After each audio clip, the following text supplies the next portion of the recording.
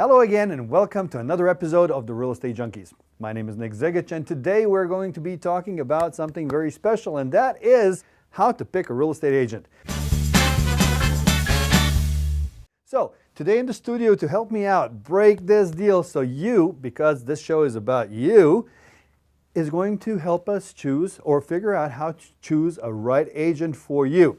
With me in the studio, Mike Vachani, my friend and partner. Mike, how are you doing? Nick, good to see you today. Welcome to the studio. I love it here so far. All the lights and all that stuff. A lot of lights, a lot of fun time. Let's enjoy this. So the topic is how to choose a real estate agent. Now, that's a good one. it's a good one. A lot of people, and I know there's some people that go into transactions without real estate agents. There's some people that choose real estate agents maybe by family line. There's a lot of that. There's definitely a lot of that. And there's those people that put a little effort and figure out who is the best person, not even the best person out there as a realtor, but the best person to represent them. Right? So what do you have to say to that? True, and true. All right. I mean, that's the same story here every day. The consumer doesn't understand what a real estate agent does. And a lot of them believe that their brother, who may have a license, can do the job for them, or they can find it themselves. It's something that, they're unaware of. Yep. Like me today in filming here. But, in choosing a real estate agent, the most important thing for someone to think about is why they need the real estate agent and what they bring to the table. And are they the right click with you? Okay. I think that's the first thing. How would a person go around choosing an agent? Now, we have been in business and both brokers for a long time. Right. But the key on that, it's not the same cookie cutter thing for everybody. So when a buyer or a seller needs representation, what would you suggest they do first? Well, let's take the step out of being a realtor myself. Okay. Let's say I'm a buyer. The first thing to do is, what most people do now is probably do some research online. Get started, get to know who's out there, ask your friends and families. I think the best agent that you typically get is by asking the people around you for referrals. That's a good start. Yeah. I think getting 3 or 4 people that are referrals and actually doing a first meeting, interview. Before you know anything about the business, let them guide you. Okay. That's a good way to start. So that would be both on the buyer or the seller side, in your opinion? Both ways. Okay. I think from the buyer side, same thing, but it's a different approach to the whole game. The seller side has to deal more with the house, the experience of the realtor, what they can do for them. The buyer side is more the personality of the realtor.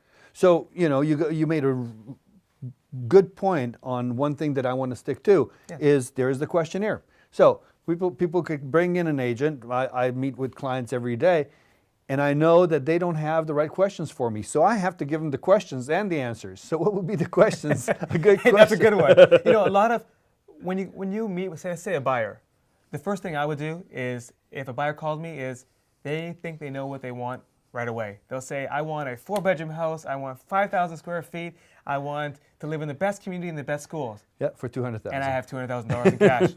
And I have no idea if I'm qualified. Great. I say that's a good start. The first thing to do is come into the office. I believe the only way you can really understand what the buyer needs and wants is to sit down with that buyer and let them talk. Good. Let them talk about their needs before I guide them the right direction. Now we're going to talk, that's kind of that borderline here right now, because we're going to talk about in a separate episode about how the buyer gets to the process of buying a house and the seller does. But we want to stick here to this episode just on the selection process. Okay. So now, what would be the key components, key questions a buyer, in your opinion, a buyer or a seller, we can separate them, would have for an agent to make a smart conversation and to pull out of that interview with knowledge necessary to make an educated decision? Okay. I don't think it's specifically the experience of the realtor. It's understanding what they have done and how they've done it and how they are in negotiating. Okay. So I think the first thing to do is probably think about the agent and say, first of all, do you click with this agent? Yeah. Is it someone Clicking. do I click? If you don't click, they're going to be your best friend for 3 months, 6 months, 9 months, or your worst enemy. They better be. And I have to interrupt you there. I have had transactions where, interactions, Right. where we have committed to having a relationship, business relationship, and it just didn't work. It didn't work. You felt that there was a wall, and it's better to walk away, because at the time when it gets tough, you better be friends. Well, that's why and you have that partners. first meeting. Yep. Because in that first meeting, the realtor is also interviewing you, and you're interviewing the realtor. And the realtor, and you're going to ask the realtor questions. Hey, what have you sold? Have you sold stuff in this area before? What kind of properties do you sell? Where is your office at? How are you going to sell my property? How are you going to market my property? What kind of clients have you worked with? Yep. Who are your typical clients? Do you have experience in this type of house? You know, Cape Cod, Absolutely. a single family Single family farmhouse, versus condo, or whatnot. a Yep. historical district.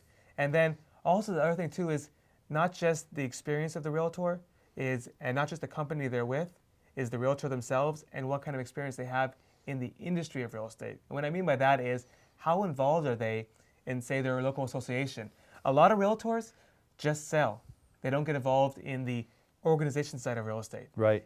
The ones that are involved in the organized side of real estate typically are more educated. Not saying educated for your degree in college, but educated in the groundwork, how to adapt to the changing markets. You know, financing's gone. How do you deal with that? Absolutely. Legal issues, trust issues. And since MLS they're exposed, issues. they get these updates more frequently, and On a they weekly are basis. exactly. So they can definitely leverage that better. And the ones that do all that are typically the ones that are the most experienced in terms of experience in selling properties, but in knowledge. Knowledge of the market, of what's changing in the market, experience in selling, and negotiating. Those are three items you really want to focus on with the realtor. Fantastic. And of course, the, again, the personality. the If you personality, don't I click, think. You know, one thing I learned from you, and I have to say this, is I'm fast. I like to kind of get into the business, the fruit of the matter right away. But you like that chit chat, that slow building of a It's a long-term relationship, and it's relationship. like, okay, you know, that's really great. And I picked that from you, and a couple of times recently, I felt that the people want to talk, and we went on talking, and I enjoyed it very much. But that built that trust, and And I gotta tell you- we all liked it. And I got to tell you, that relationship between a realtor and the client is a strong relationship. It's a lifetime relationship. Yeah. It's a friendship. I could tell you that with all my clients, I am now friends with them. If not anything else, they call on me for everything in terms of, I need someone to fix my floors. Yeah. I need a plumber. I want to buy another house. I have a friend. They are like a good friend of yours. They're kind of like your teacher in school. You become a partner with them. They're your partner. So if you don't click, you can't be a good partner. Absolutely. And you got to make sure when you're choosing your realtor also is ask the question to the realtor, you know, what if we just don't get along anymore during the relationship? And I know we have this contract we're going to sign, and we do sign a contract.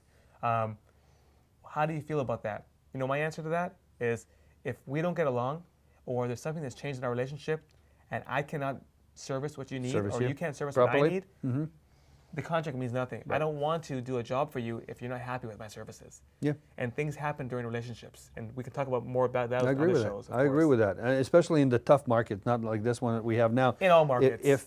But in that particular case, when they say, you know, the length of the contract and Right. the extension of the contract, they say, look, if I'm not doing what you expect me to do, I'm out.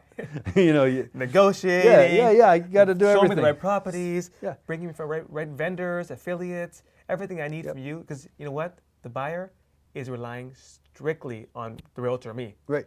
Now, Now, whatever I say to them is what they're going to believe. they got to believe it, because if they don't believe you at any point, then you start selling somebody else's property to your Right. own client, which is not an option Right. at all. And I'm not. So and you don't it's sell to trust. and I don't want to sell to my client. Yep.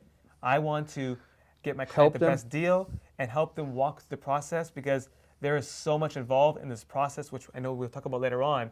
But the process is confusing, Yep. and the buyer and or seller needs to be handheld. Some buyers and sellers are much more sophisticated and have done many transactions, and that's great. That's a different approach to the whole deal. Now, we talked about the seller questions to identify a good agent for themselves, but I would like you just to kind of point out or summarize the questions that the buyer should ask the agent to identify the right person for themselves. So what would those questions be? Kind of like the seller, you really have to focus on the personality. Okay. Again, we talked enough about that. But two is the knowledge and experience of the realtor. not specifically the brand or the company, but the knowledge. Do they know the neighborhood? Do they know the city? Have they sold stuff in the city? Right. Ask them questions like, where's the city hall? What schools are nearby? What supermarkets are there? Direct questions that identify exactly who you're talking with. So you have the personality, you have the knowledge and experience.